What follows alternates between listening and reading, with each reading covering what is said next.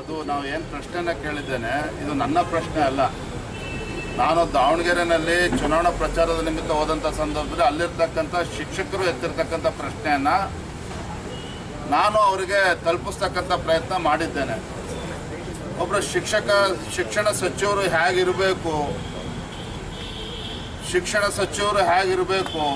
ಮಾದರಿಯಾಗಿರಬೇಕು. ಅವರು ಯಾವುದೇ ಸಚಿವರಾದರೂ ಕೂಡ ಮಾದರಿಯಾಗಿರಬೇಕು. ಆದರೆ ಒಂದು ಕಡೆ ನಮ್ಮ ಶಿಕ್ಷಣ ಸಚಿವರು ಹೇಳ್ತಾರೆ ನನಗೆ ಕನ್ನಡ ಬರೋದಿಲ್ಲ ಅಂತೇಳಿ ಅವರೇ ಮಾತನಾಡ್ತಾರೆ.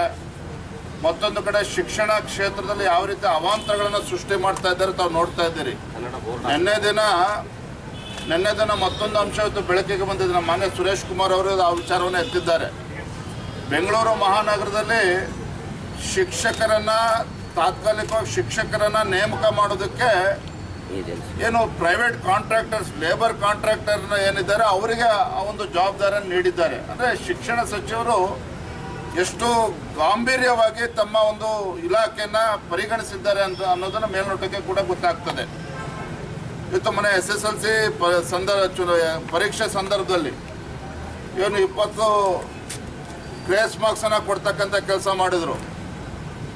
ಇವತ್ತು ತಮಗೆ ಗೊತ್ತಲ್ಲಿ ಇವತ್ತು ಶಿಕ್ಷಣ ಕ್ಷೇತ್ರದಲ್ಲಿ ಇವತ್ತು ಶಿಕ್ಷಕರು ಕೂಡ ಇವತ್ತು ಸಮಸ್ಯೆಗಳನ್ನು ಎದುರಿಸ್ತಾ ಇದ್ದಾರೆ, ಮಕ್ಕಳು ಕೂಡ ಇವತ್ತು ಸಮಸ್ಯೆಯನ್ನು ಎದುರಿಸ್ತಾ ಇದ್ದಾರೆ. ಮತ್ತೊಂದು ಕಡೆ ಪೋಷಕರು ಕೂಡ ಚಿಂತೆಗೀಡು ಮಾಡಿರ್ತಕ್ಕಂಥದ್ದು. ಇಂಥ ಒಬ್ಬ ಶಿಕ್ಷಣ ಸಚಿವರು ಯಾತಕ್ಕೋಸ್ಕರ ಅವರು ಹಿಡ್ಕೊಂಡಿದ್ದಾರೆ ಸರ್ಕಾರ ಅಂತೇಳಿ ರಾಜ್ಯದ ಜನರು ಪ್ರಶ್ನೆ ಮಾಡ್ತಾ ಇದ್ದಾರೆ. ಹಾಗಾಗಿ ಆ ಸಂದರ್ಭ ದಾವಣಗೆರೆ ಹೋದಾಗ ಕೆಲವು ಶಿಕ್ಷಕರು ಏನು ಕೆಲವು ವಿಚಾರವನ್ನು ಎತ್ತಿದ್ದಾರೆ, ಅದನ್ನು ಅವರಿಗೆ ತಲುಪಿಸ್ತಕ್ಕಂಥ ಪ್ರಯತ್ನ ಮಾಡಿದ್ದಾನೆ.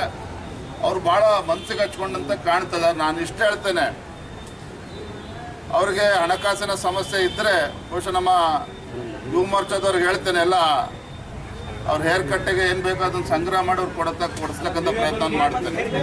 ನೀವೇ ಮಾಡಬೇಕು ಅಂತ ಅವ್ರ ಹಣಕಾಸಿನ ಸಮಸ್ಯೆ ಇದ್ದರೆ ನಮ್ಮ ಯುವ ಮೋರ್ಚಾ ವತಿಯಿಂದ ಹೇಳಿ ಹಣವನ್ನು ಸಂಗ್ರಹ ಮಾಡಿ ಅವ್ರಿಗೆ ಹೇರ್ ಕಟ್ ಪ್ರತಿ ತಿಂಗಳು ಎಷ್ಟು ಬೇಕು ಅಂತ ಹೇಳಿದ್ರೆ ಆ ಹಣವನ್ನು ಸಂದಾಯ ಮಾಡ್ತಕ್ಕಂಥ ಕೆಲಸ ನಾವು ಮಾಡ್ತೇವೆ.